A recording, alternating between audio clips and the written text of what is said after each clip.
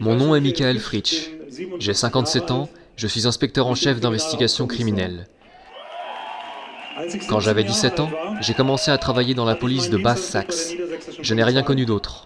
Mon père était policier, mon frère est policier, et je suis le père de 3 hommes formidables. Je suis en réalité un ami de la parole libre et de l'improvisation. Cependant, étant pleinement conscient de l'importance et du possible impact de mon discours, j'ai décidé pour cette fois de le préparer et de le lire mot à mot. Et croyez-moi, j'ai mesuré chaque mot avec attention. Les chefs de département de police sont des fonctionnaires politiques. Quelqu'un peut-il faire carrière dans les pouvoirs judiciaires s'il prend des décisions politiquement indésirables?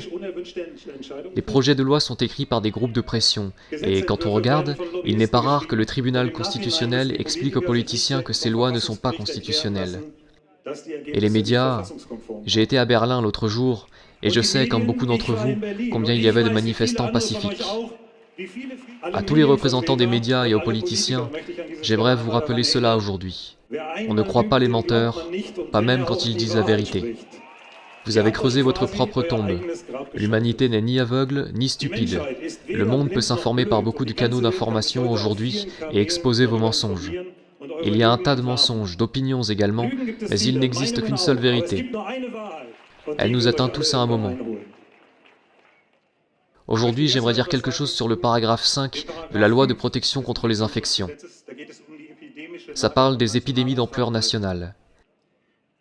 Paragraphe 1.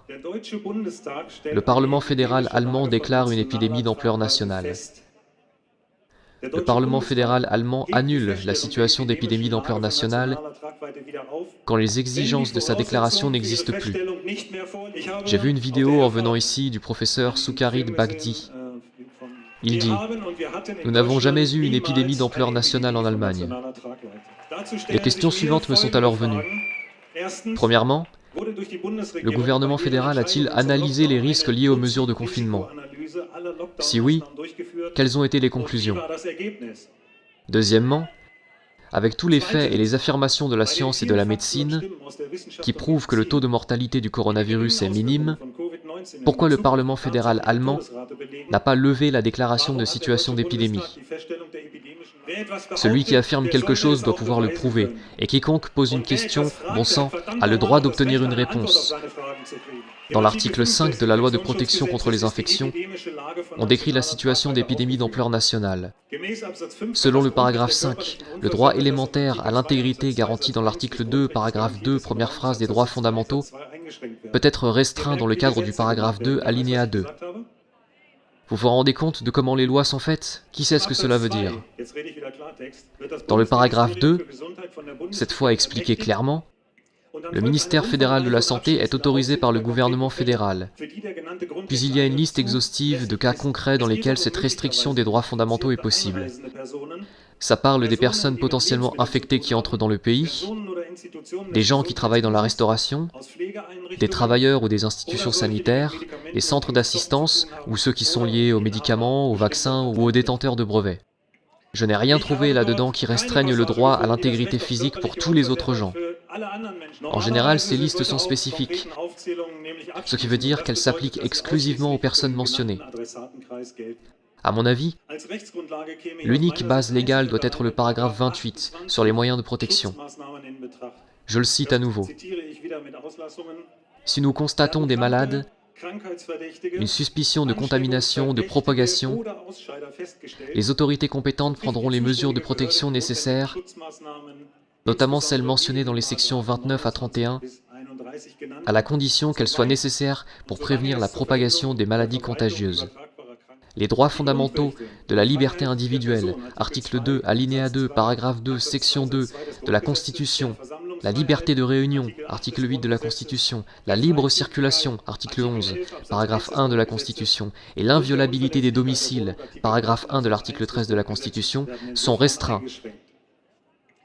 Puisque sans aucun doute, toutes les personnes qui subissent les mesures de restriction de leurs droits fondamentaux ne sont pas concernées par ces lois, contrairement à ce qu'affirme sans preuve le gouvernement, nous pouvons supposer que les mesures issues de ces lois sont illégales.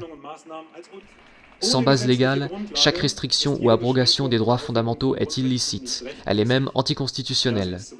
En tant qu'agents de police, nous ne pouvons pas exécuter des consignes ou des ordres illégaux. Actuellement, nous avons non seulement le droit mais le devoir de manifester. Chacun peut le lire, c'est dans les dispositions pertinentes des lois, des fonctionnaires des gouvernements fédéraux et étatiques. Demandez à vos supérieurs, à vos collègues, que les ordres en cas de manifestation soient écrits et signés de leur nom et prénom. Autrement, chacun d'entre vous sera jugé comme responsable. D'ailleurs, il y a un proverbe à ce sujet. Ils pendent les petits et laissent courir les grands. Andreas Claus, qui est malheureusement mort trop tôt, a dit « Souvent, on dit que nos politiciens sont stupides. Ils ne le sont pas. Ils représentent d'autres intérêts. Si vous voulez comprendre les politiciens, demandez-vous de qui ils représentent les intérêts. En tant que fonctionnaire, je me suis compromis avec la fidélité. Cette fidélité s'applique exclusivement envers notre Constitution et envers l'État de Basse-Saxe. J'ai prêté serment sur notre Constitution et sur nos lois, mais pas sur un programme politique ou un parti.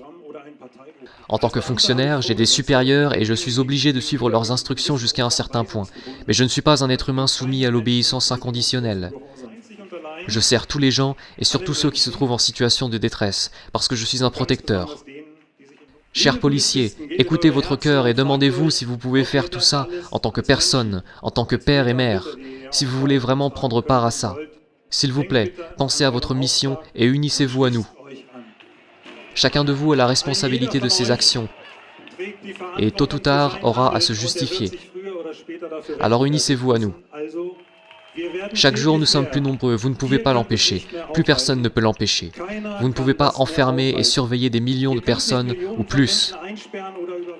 La masse critique a été dépassée il y a longtemps, et il dépend de vous tous et de nos soldats de savoir si le prochain changement social sera pacifique ou violent. Nous seuls, le pouvoir policier, pouvons accomplir notre mandat constitutionnel dans cette situation et remettre le pouvoir entre les mains du peuple. Je suis sûr que mon comportement aura des conséquences professionnelles et disciplinaires. À tous ceux qui me parlent de ça, je peux dire aujourd'hui, j'ai 2 questions pour vous. Premièrement, sous quelle forme de gouvernement vivons-nous? La réponse, la seule réponse correcte, est la démocratie parlementaire. Ma seconde question est, comment appelle-t-on une forme de gouvernement dans laquelle on ne permet à personne d'avoir ou d'exprimer une opinion personnelle? Et l'unique bonne réponse à cela est la dictature. Je suis au fond du cœur un défenseur de la paix, de la liberté, de l'amour de la justice. Je suis un patriote constitutionnel, je suis un père et je suis un homme libre. Merci beaucoup.